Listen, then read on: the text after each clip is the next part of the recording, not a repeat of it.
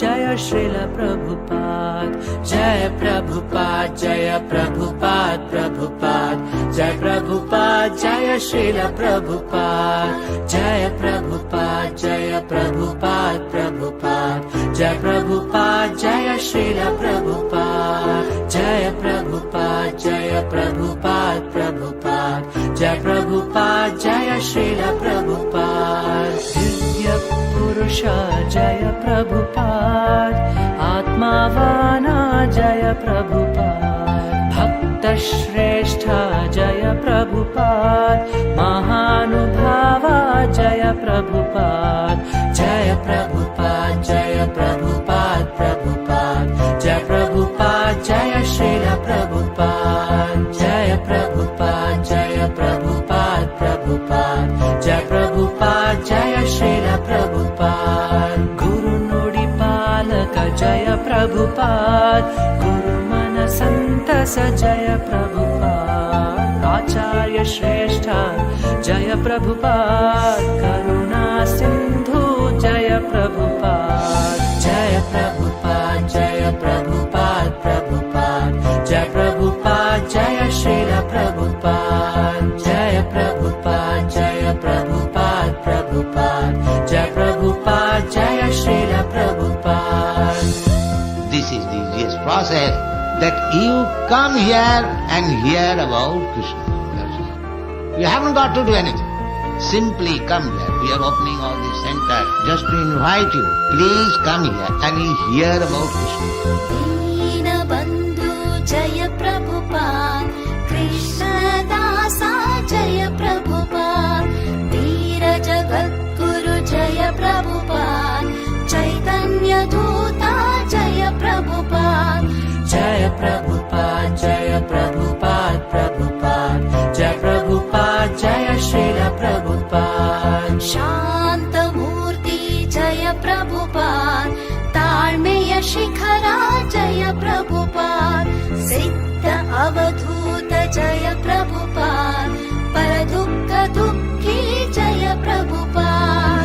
Jaya Prabhupada, Jaya Prabhupada, Prabhupada, Jaya Prabhupada, Jaya Srila Prabhupada, Jaya Prabhupada, Jaya Prabhupada, Prabhupada, Jaya Prabhupada, Jaya Srila Prabhupada. So there is easy processes. It doesn't matter according to your qualification. You engage yourself in anyone, but try to satisfy Krishna. Then your life is successful. Paschima Surya Jaya Prabhupada, Gita Pracharaka Jaya Prabhupada, Madhukula Rakshaka Jaya Prabhupada, Adhama Janara Bandhu Jaya Prabhupada. Jaya Prabhupada, Jaya Prabhupada, Prabhupada, Jaya Prabhupada, Jaya Srila Prabhupada, Jaya Prabhupada, Jaya Prabhupada, Prabhupada, Jaya Prabhupada, Jaya Srila Prabhupada. Atmajnani Jaya Prabhupada, Kirtanadayaka Jaya Prabhupada, Parama Pujita Jaya Prabhupada, Sada Shubha Chintaka Jaya Prabhupada, Jaya Prabhupada, Jaya Prabhupada, Prabhupada, Jaya Prabhupada, Jaya Srila Prabhupada, Jaya Prabhupada, Jaya Prabhupada, Prabhupada, Jaya Prabhupada, Jaya Srila Prabhupada, Jaya Prabhupada, Jaya Prabhupada, Prabhupada, Jaya Prabhupada, Jaya Srila Prabhupada, Jaya Prabhupada, Jaya Prabhupada, Prabhupada, Jaya Prabhupada, Jaya Srila Prabhupada.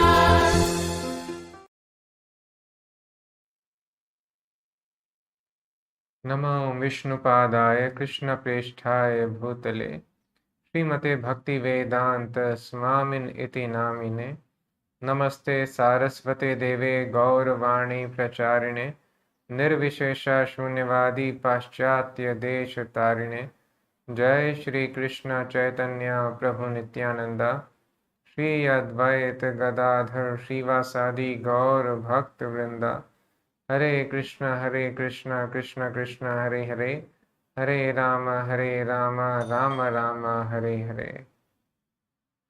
Hare Krishna. A very warm welcome to all of you on day 22nd of Srila Prabhupada Lila. Let there be a temple. In Mayapur, the construction is going on. Srila Prabhupada is living there with a very limited number of disciples.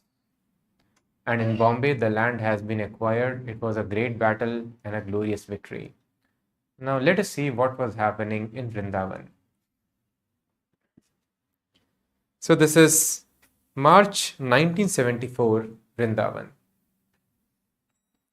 Srila Prabhupada was meditating on constructing his Krishna Balaram Mandir. In April of 1972, he had asked his disciple Hans Kielman, now Surabhi, who had drawn the plans for the Bombay Center, to execute drawings based on the design of Indian Renaissance architecture. Prabhupada liked the Govindji temple, located near the original Govindji temple constructed by Rup Goswami. He liked its open courtyard surrounded by many arches and its front steps leading up to the deity darshan area. He suggested that some features of the temple be incorporated into his temple. Surabhi, with the assistance of Vrindavan architect, executed the plans and Prabhupada approved. So as we know, Srila Rup Goswami constructed very huge, one of the oldest temples of Vrindavan, Sri Govind Dev Ji temple. And it was 7-story tall temple. And when Aurangzeb saw from his fort that there is a building which is taller than his own palace, he became envious. And thus he ordered the soldiers to break it down.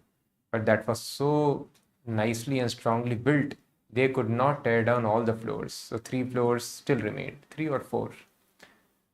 So it was very grand, very nicely made temple. And Prabhupada told Surabhi, the architects, the chief architect, who was leading all others, he was Prabhupada's initiated disciple, to incorporate many of those features into the Krishna Balaram temple.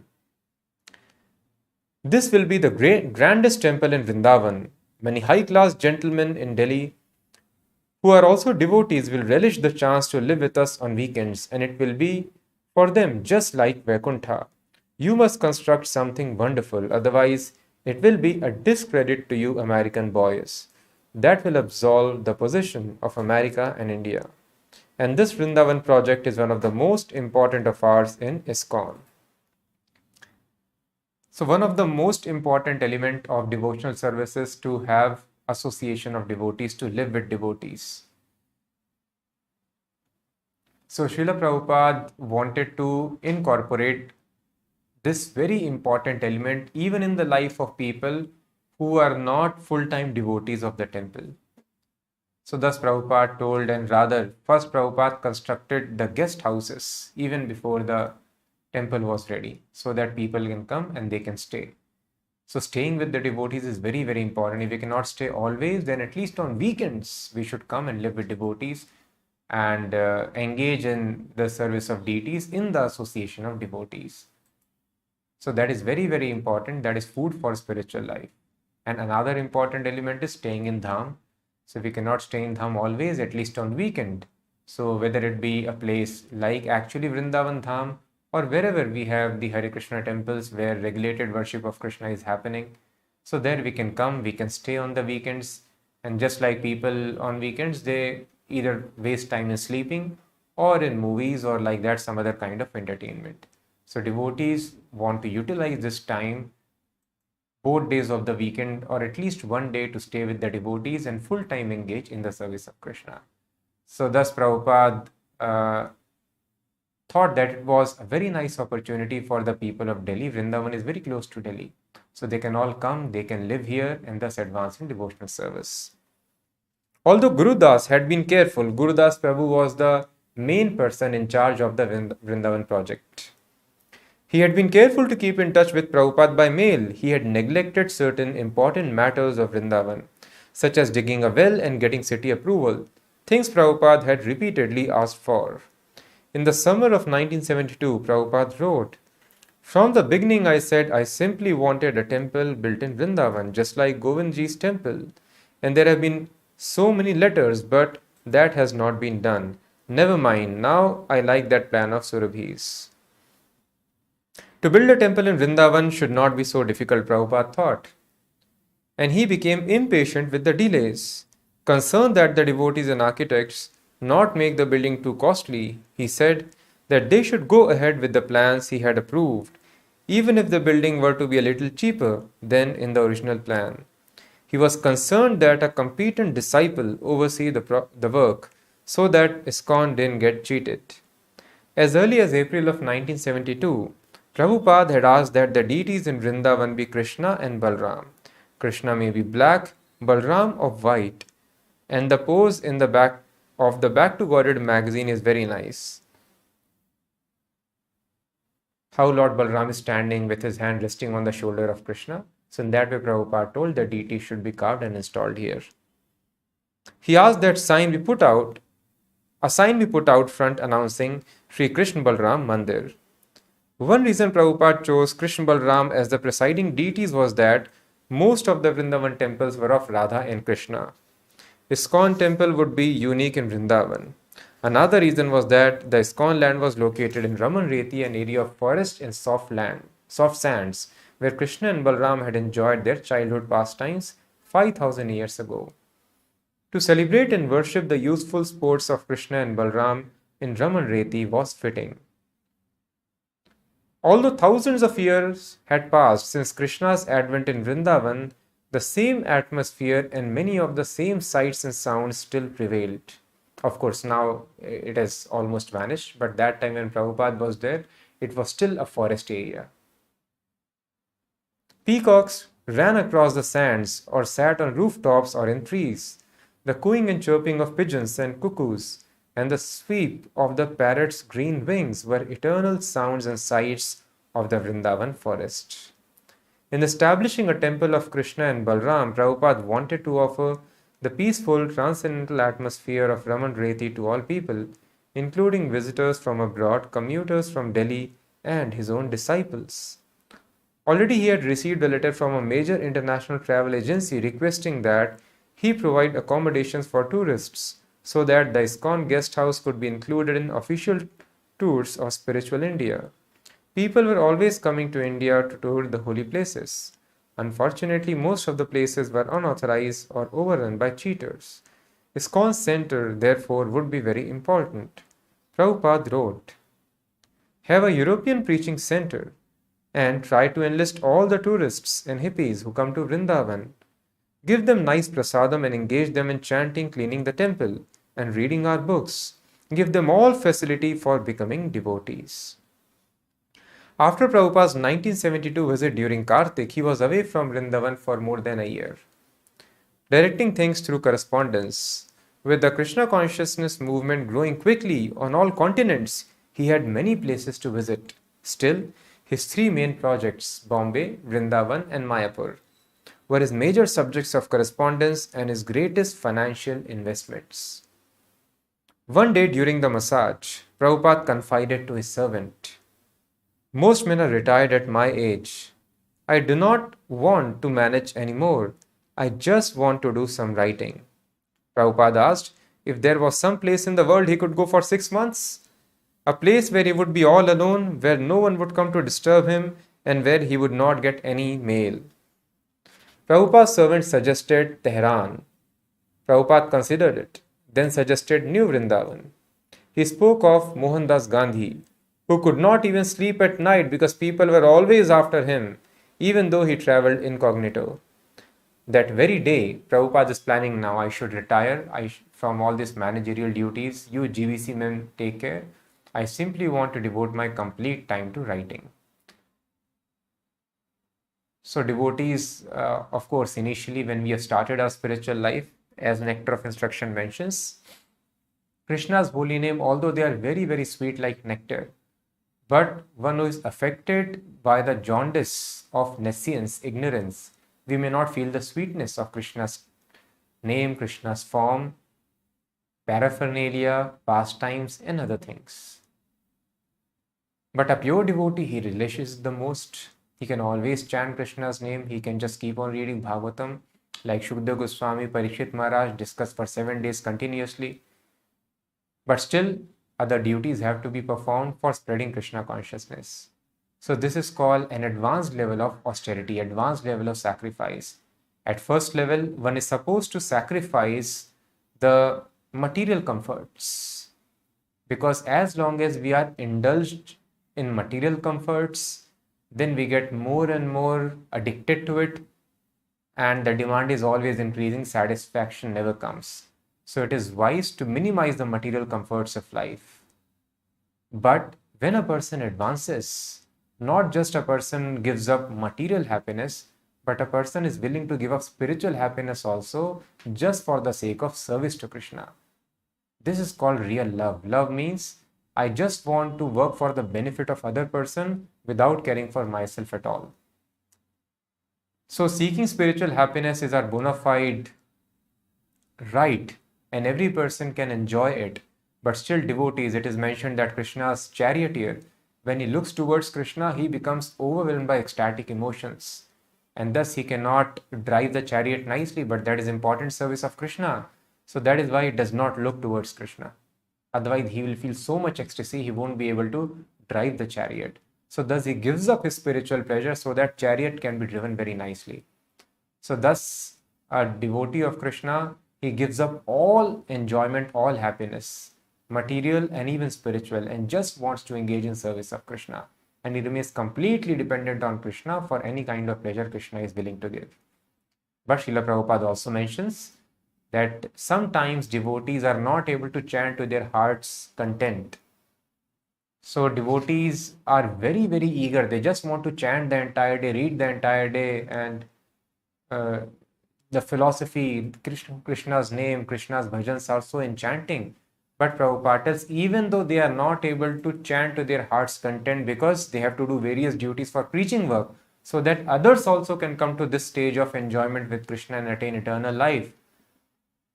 But Srila Prabhupada tells, at the end of the life, they get the same result. What a person could have enjoyed otherwise, completely dedicating full time in Shravanam, Kirtanam, Smaranam, a person has sacrificed all this enjoyment, but he has served Krishna, but he will get the same result at the end of life. So this higher kind of austerity Prabhupada took. Prabhupada just wanted to remain absorbed in Bhagavatam and was trying to find a center where nobody can disturb him. But for service of Krishna, Prabhupada gave up such spiritual pleasure also. There is no place like Vrindavan, but Prabhupada left Vrindavan to go to New York to live with people who were drinking, who were crazy, just so that Krishna's service can happen nicely. So this is advanced level of spiritual life, where a person simply is bothered about serving Krishna and spiritual master. And whether material happiness or spiritual happiness, whatever Krishna wants to give, he may give. Distress wants to give, he may give. So this is the most advanced attitude. And such a devotee becomes very dear to Krishna. But earlier today, his servant said, okay, that very day a letter came from Bhagwan in Paris inviting Prabhupada to tour his ISKCON centers in Europe. Immediately Prabhupada was enlivened at his invitation. He said he would go. But earlier today his servant said he wanted to go away alone. Prabhupada laughed. That will not be possible for me in this lifetime. Better I keep traveling and die on the battlefield. For a warrior it is glorious to die on the battlefield, is it not? Guru Das had sent a letter to all ISKCON centers inviting devotees to attend the opening of the Krishna Balram Mandir in Vrindavan. He had invited life members from Bombay and Calcutta and had reserved cars for them on the trains. Prabhupada also was inviting his disciples to come to Vrindavan for Janmashtami. Lecturing before hundreds of disciples in Los Angeles, he said, I invite all of you to come to Vrindavan for the grand opening of Krishna Balram temple. Prabhupada had also mailed invitations to his god brothers, and when one of them accepted the invitation, Prabhupada replied, assuring him of accommodations and suggesting the easiest way to travel from Calcutta to Vrindavan. On July 15th, only 10 days before Prabhupada's proposed arrival for the grand inauguration ceremony, he wrote almost identical letters to his sannyasi disciples inviting them to come and resolve the many personal matters and items of business that had been pending during his busy tour. Except for Guru Das, however, none of the devotees in Vrindavan thought that building would ever be completed and be ready to inaugurate. Work was going on slowly as usual, and except for the DT hall area, the land was still a construction site. There were no altars, no DTs. They just thought. Guru Das so feared displeasing Prabhupada that he could not bear to admit that the building would not be ready. The date had been set, and Prabhupada did not want excuses. It has to be done by Janmashtami, he wrote. There is no question of delay. Guru Das admitted that the temple construction wouldn't be completely finished by Janmashtami, but he reasoned that the opening ceremony could still take place even if the final touches on the temple weren't done. Because there was no regular GBC secretary for India, it was very difficult in India at that time. So nobody could sustain. Disciple would come, he would go. And Prabhupada was struggling to manage the affairs. Thus, there was nobody but the single devotee Gurudas Prabhu who was in charge of Vrindavan temple, and he was so scared of Prabhupada, he could not tell Prabhupada by deadline work cannot be finished. He was always showing optimism, yes, Prabhupada, it would be done. Guru Dasa's version, therefore, was the only one Prabhupada had received. The end of July grew near, and devotees prepared to travel to Vrindavan for a fiasco. Vrindavan, August 4, 1974. When Prabhupada's car pulled up at the ISKCON's property in Raman Reti, a group of devotees greeted him with kirtan and flowers. Some 25 devotees from temples around the world had already gathered for the grand opening celebration, and along with the Vrindavan devotees, they crowded happily around Prabhupada. No formal walkways had been constructed, and Prabhupada walked through the half-constructed walls, past piles of sand and bricks, making his way toward the DT house. Even here, the lack of ornamentation and finishing was apparent, and rubble lay all around. What is this? Prabhupada demanded as he toured the construction site. There is nothing here. Where is the temple? You told me the temple was finished. Guru Das, Surbhi, Gunarnava, and others directly responsible were unable to answer. Their faces went white. Prabhupada was furious. How can you open this? The visiting devotees also began speaking among themselves. It's not ready. How can we open? But Prabhupada, said one devotee, devotees from all over the world are coming. Stop them immediately. Prabhupada said, there will be no opening. Prabhupada had burst the bubble, the illusion that they would be ready for the grand opening. Prabhupada's anger was frightening, and the devotees who surrounded him were no longer carefree and joyful. You are going to open this temple? Prabhupada scoffed. The altar is ready, said Harikesh, who had come from Japan to attend the opening. We can install the DT, and Prabhupada cut him short. You cannot open this temple, Prabhupada shouted. This temple is not completed. Prabhupada then walked into his house, followed by Vrindavan managers and few other leaders. Whoever could keep his distance from Prabhupada in this mood considered himself spared. Surbhi's wife ran off to pray to Krishna, afraid of Prabhupada's ferocity. Prabhupada was extremely angry. In his room, Prabhupada's anger only increased. He yelled at Guru Das for mismanagement. He yelled at Surbhi. He yelled at all of them. No one dared to offer suggestions or excuses. There was nothing to do but turn white and become depressed. Prabhupada suddenly inquired whether the temple could be opened despite the mess. Can you have the DT rooms ready at least? He turned to Surabhi. This is an insult to our society. What will people think? We have announced it everywhere. Nobody actually knows about it, Srila Prabhupada. Surabhi replied fearfully, exposing himself for another blast. Oh, Prabhupada somewhat changed his tone. You have not made any propaganda about it? No invitations? Not yet, Prabhupada. Not to the people in Vrindavan. They do not expect it to open because everyone who has been around the site, they know it's not ready for opening. This is a farce, Prabhupada scowled. It is a fiasco. Disgusted, he looked at his Vrindavan managers. We have to open. How can we open on Janmashtami? Srila Prabhupada Surbhi said, the doors are not ready. They are still cutting the wood. Prabhupada inquired about the deities from Yamuna, who explained that their paraphernalia had been purchased but that the thrones were not ready. What is your opinion? He asked her. I am totally unqualified to speak, Yamuna said.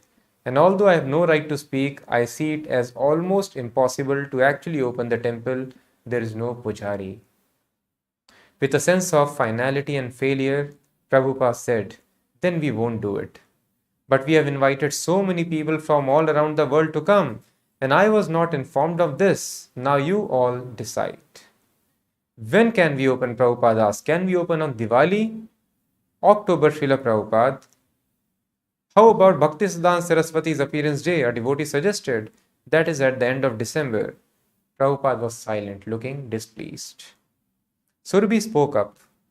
It will take 6, actually 7 months.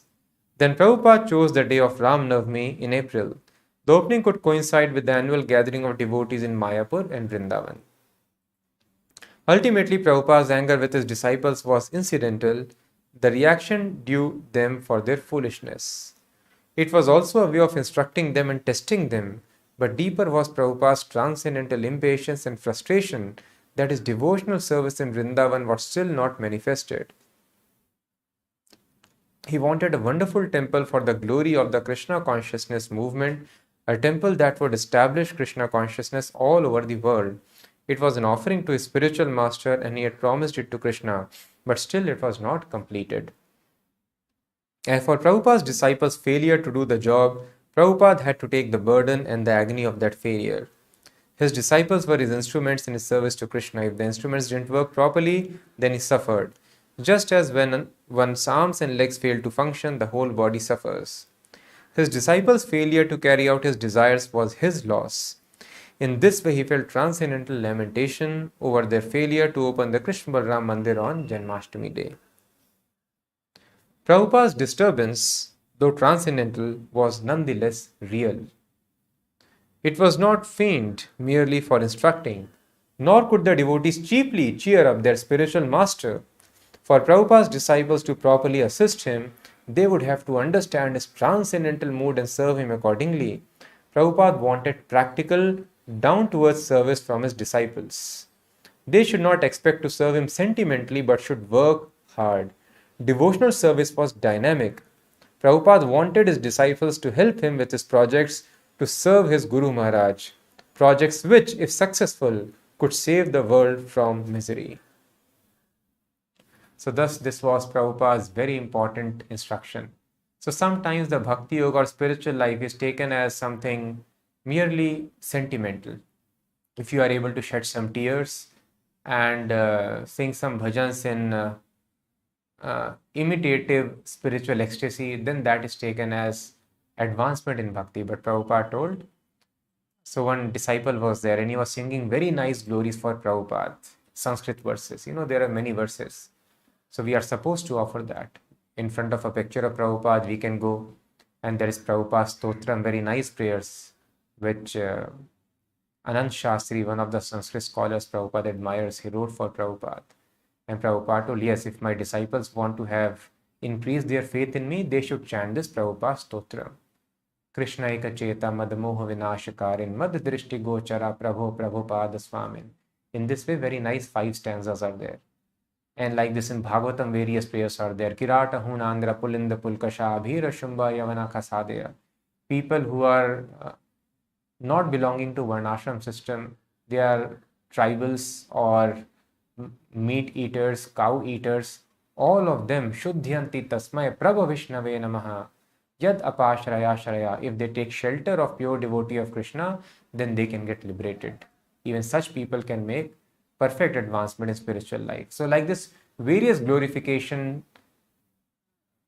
various kinds of such prayers are mentioned in the scriptures and they should be offered for spiritual master. In this way, the relationship establishes, it becomes very strong and a person develops strong faith in the spiritual master. So this devotee was also offering such prayers. Whenever Prabhupada would come down he would go for morning walk, he would be there waiting and would start singing prayers. So one day when Prabhupada came down, he started singing prayers again. That it is by will of providence that we have got you as our spiritual master. So Prabhupada stopped. He planted his cane on the ground and there was a small puddle of water formed in the temple. So Prabhupada told, is it the will of providence that water should stay here? And that devotee became silent. I am offering praise to the spiritual master and he got chastisement. So then Prabhupada moved on in his morning walk. And Prabhupada, so the disciples asked Prabhupada, what was the reason for this? You corrected that disciple. So Prabhupada told, yes. So we have to understand this is Krishna consciousness. Krishna consciousness is not merely sentimentalism, but it means working very expertly and working very hard for Krishna. So Prabhupada told devotee has got one quality which is called expert. What is expert? All of us are having various skills. So expert means whatever work we are doing, we should do it very, very nicely. And such work should be taken in the service of Krishna. So not that you do something and haphazardly you are not able to do it. So take some work. That work could be very small, either a menial service like brooming the floor, mopping it, cleaning the walls, painting it, or doing some repair work, or doing the artwork, or giving a lecture, or deity worship, cooking, anything, whatever we are doing. But that thing should be done with great expertise. So this is required from devotee. We should be very, very careful about doing whatever we are doing. It should be done with perfection, the task. So Prabhupada told we have to work with great attention, and we have to work very hard, and we have to work very, very expertly. So this is what Prabhupada expected from disciples. So just like we work outside, how people are so particular, they fix deadlines, and some countries, they finish their projects much before the deadlines. They do everything very systematically. Now here we are trying to serve the Supreme Lord, so things should be even more systematic. And this is what Prabhupada expected from his disciples. So thus Prabhupada would tell many times, spiritual life should be followed in a military discipline. You would have read in the purport of Bhagavad Gita also. Prabhupada mentions, even though such thing can make spiritual life difficult, nevertheless it has to be followed in that way. Thus in the temple, all of us are supposed to get up in the morning time. There is no excuse. At night, what was your seva? What time you slept? Or how you are feeling? What is your day going to be like? It is going to be it does not matter. A person has to get up in the morning and come for Mangala Arati. And then Prabhupada told Suyantritaha, like a machine, one has to work. Just like machine never stops, works on automation. In similar fashion, Prabhupada expected all the disciples to attend the entire program very nicely. Morning program, then after that chanting, then another arti, kirtan, then class. So like this, there should be no reason I could not attend this part. So like a machine, devotee should work very nicely. So the activities of the day should be fixed, they should be scheduled very nicely, and disciples should try to stick to it as far as possible, as close as possible. So thus one has to work with great expertise, and one has to work very, very hard in the service of Krishna. So when the disciples were showing this lackluster performance, Prabhupada was very disturbed. So Prabhupada told this thing in that puddle example, this is because of lack of Krishna consciousness. That work is not happening nicely. So thus Krishna consciousness is a very practical thing. Krishna is a person, real person. We are also real eternal personalities, and thus real work has to be done for satisfaction of Krishna with great care, attention, and expertise.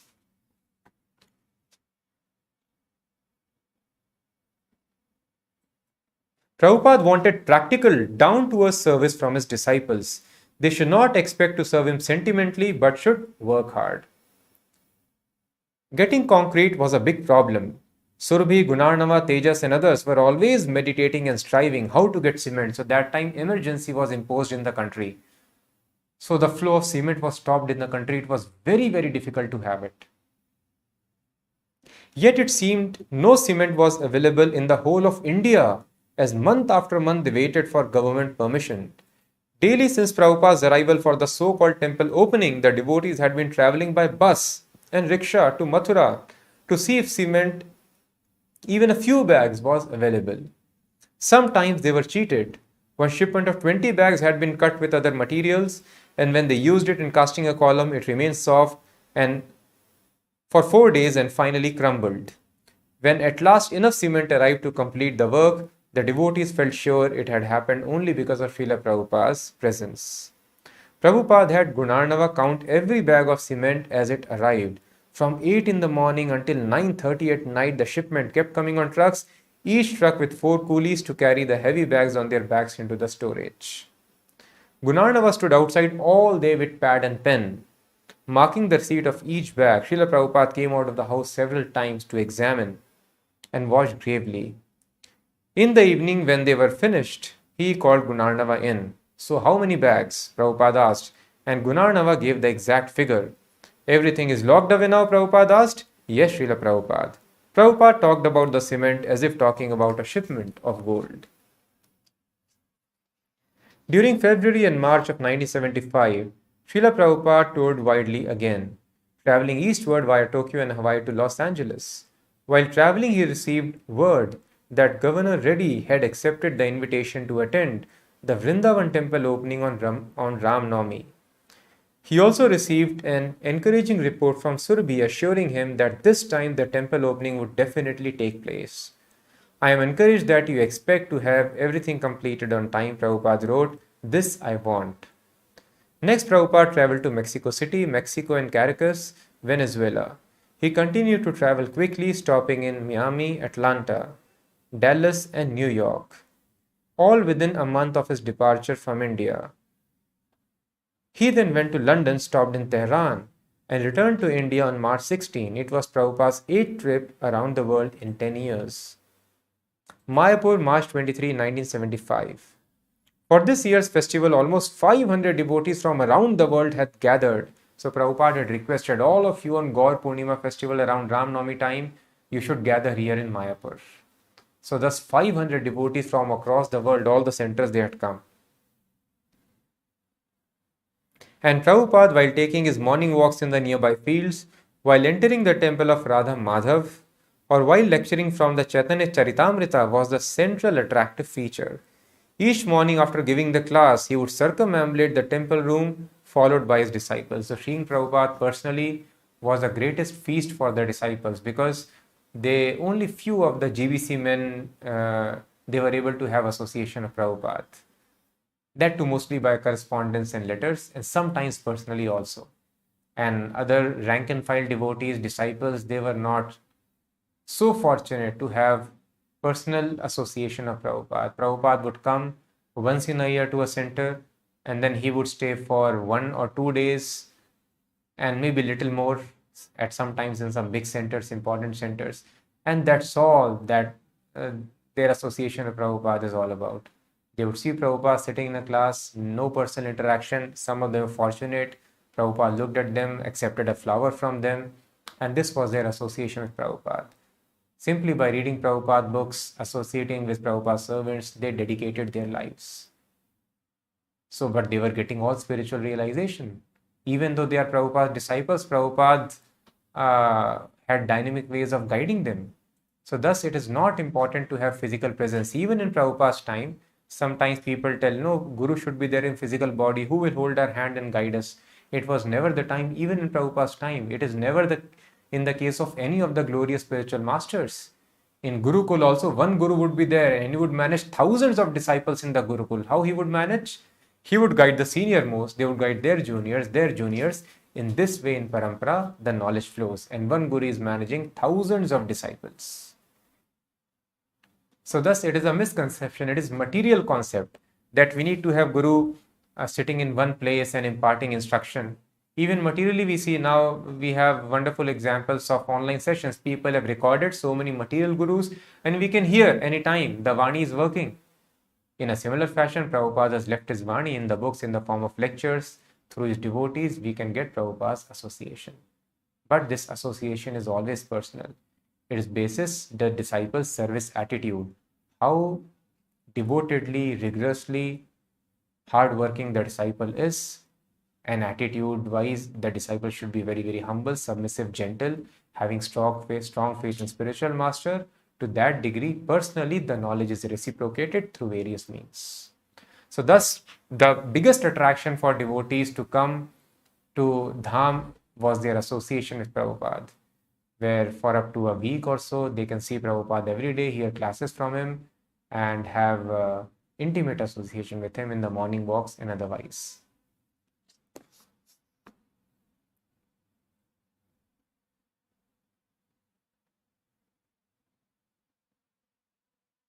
Coming out into the bright morning sunshine, he would walk up,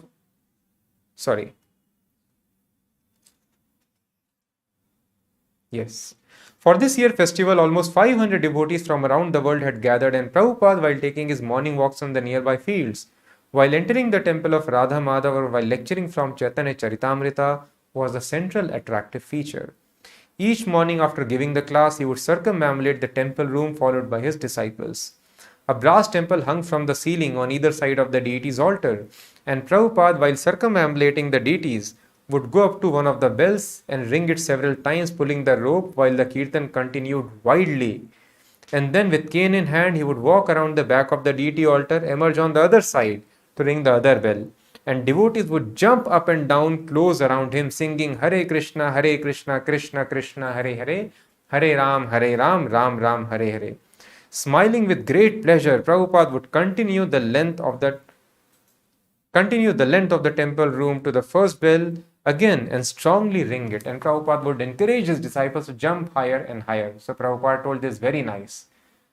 So you jump high, it is exercise for the body, very nice exercise, and you make spiritual advancement and get ecstasy.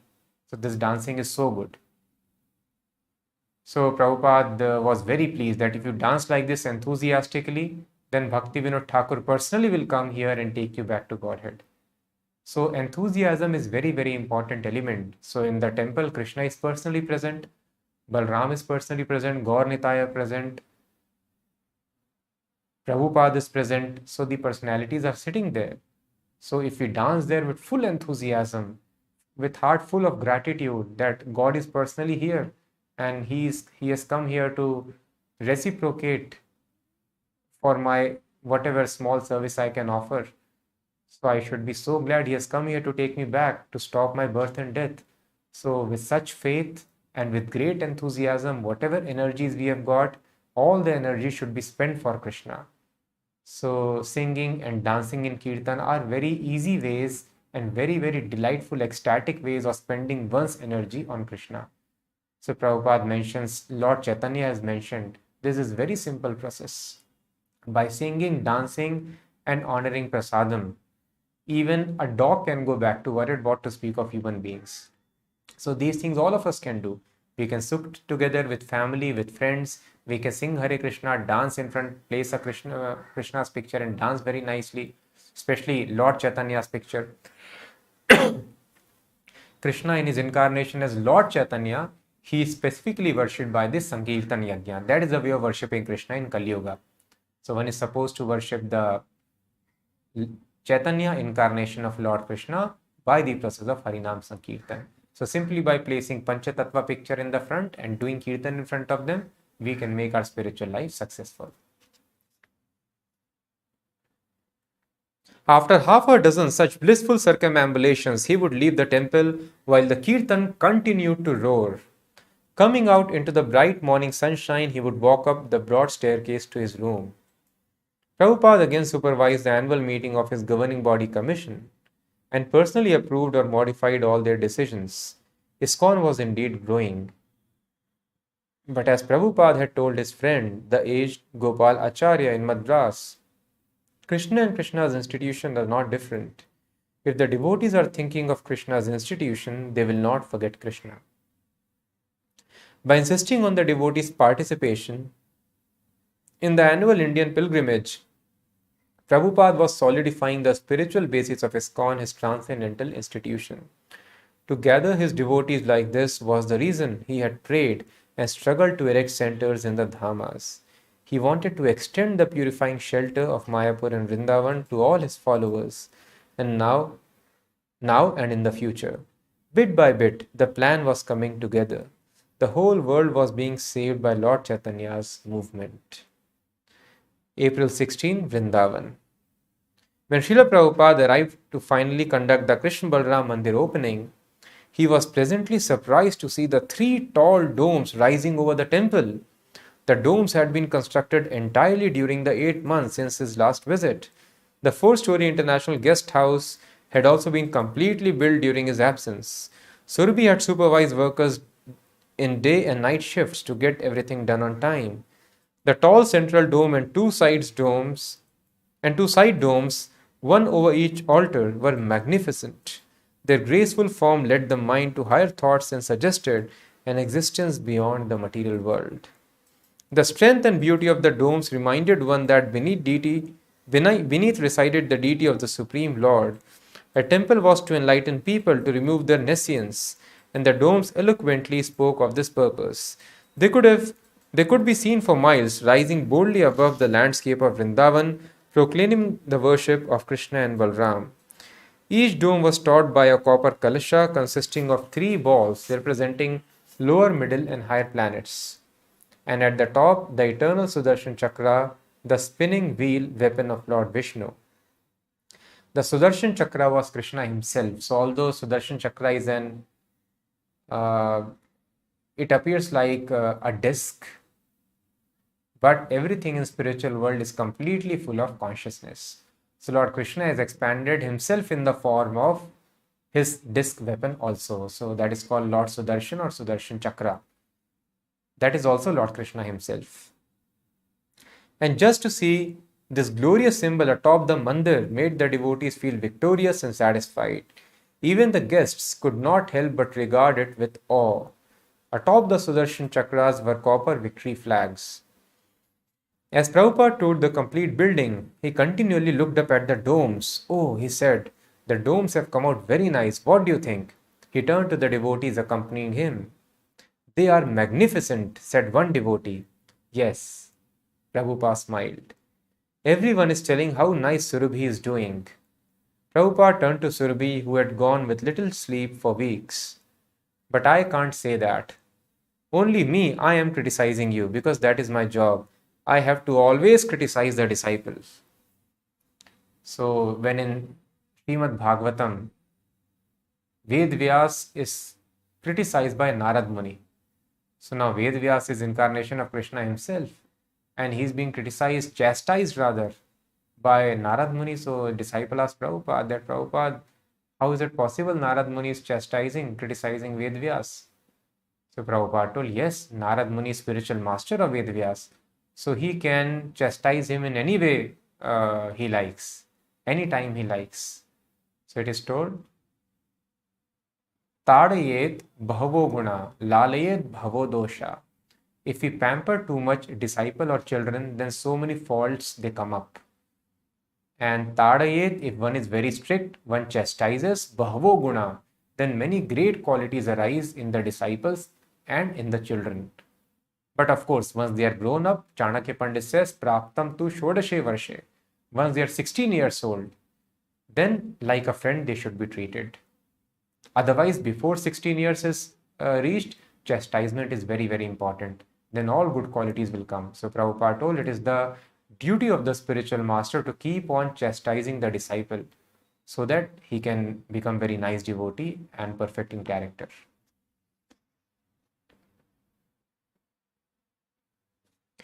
But I can't say that. Only me I am criticizing you because that is my job. I have to always criticize the disciples. No less than 600 devotees from ISKCON centers around the world had come to Vrindavan as part of the annual Indian pilgrimage. The high point was to be the installation of deities and opening of the temple. Many important life members and guests had come and were staying in their private rooms in the 40-room guest house. Prabhupada's vision had finally come to pass. He had created probably the most beautiful and opulent temple in Vrindavan, certainly the one most alive with dynamic devotion and preaching spirit, and along with it had built one of the best local hotels for visitors with an eye for Krishna Bhakti. Hotel means ISKCON's guest house. Touring the grounds, Prabhupada walked into the sunken courtyard, its marble floor clean and dazzling. This was no rented house in America. Something built for another purpose. It was a temple, like the temples in Vaikuntha described in Srimad Bhagavatam. So temples are there in Vaikuntha, spiritual world also. It is heaven on earth, Prabhupada said. I think it surpasses all the temples in India. Prabhupada stood smiling before the tamal tree. Its venerable branches spread throughout one corner of the courtyard, and he recounted how there had been a discussion of cutting it down and he had prevented it. Tamal trees are associated with the pastimes of Srimati Radharani and are very rare. In Vrindavan, there were perhaps only three, one here, one at Seva Kunj, and one in the courtyard of the Radha Damodar temple. That the tamal tree was growing so luxuriantly, Prabhupada said, indicated that the devotees were performing genuine bhakti. Convinced that the temple was actually ready, Prabhupada entered his residence, just between the temple and the guest house. Many details demanded his attention, and many visiting disciples were present. Thus, in Raman Reti, in a place where there was no temple, a pure devotee desired, let there be a temple, and seva, devotional service. And what had once been an empty lot was now a place of pilgrimage. Such is the power of the desires of the pure devotee. So, thus, pure devotee is called Satya Sankalpa. Satya Sankalpa means whatever he desires, it is fulfilled. Because pure devotee is having no desire independent of the desire of Krishna. He desires only satisfaction of Krishna. He takes delight only in fulfilling such desires. And Krishna makes sure that whatever the desires are nurtured in the heart of a pure devotee, they meet fulfillment. So thus, somehow or the other, we should try to get the attention of a pure devotee of Krishna. And if they desire our liberation, then Krishna grants it very easily. And that is the only way of making our spiritual life perfect. So this is how many devotees were able to please Prabhupada. And Prabhupada told, just like you are making a house for Krishna here, the temple in Vrindavan, similarly Krishna is making a house for you in the spiritual world. So Prabhupada was very much pleased by the sincere attempts of the devotees.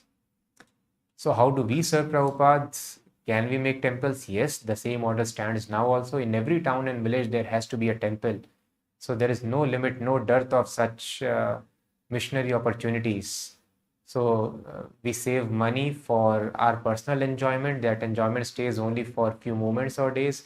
You go for a foreign trip or you spend it on a very expensive house, and it doesn't give us lasting happiness. It is just illusion. So rather, if we live a simple life and use all that money in service of Prabhupada, in building very nice temples, or if not temple, some seva we can do like that. If we can please Prabhupada, then we also can make advancement. But not everybody can afford that. Not everyone has got so much money, does not matter. There was another seva in which every disciple was involved in Prabhupada's time. In temple construction, only limited disciples were there. But this kind of seva was open to all and was the foundation of the movement. And this seva is the most important order of Prabhupada. And how devotees please Prabhupada by this very important seva, and it ushered a new revolution in the Hare Krishna movement and thus around the world, we will understand in the upcoming 3 sessions. So very important segment is going to come. Do not miss the upcoming sessions in which we will understand this most important seva and the final pastimes of Prabhupada. So that was all about the construction of temple, Prabhupada's projects which were very, very dear to him, the 3 important temples in India.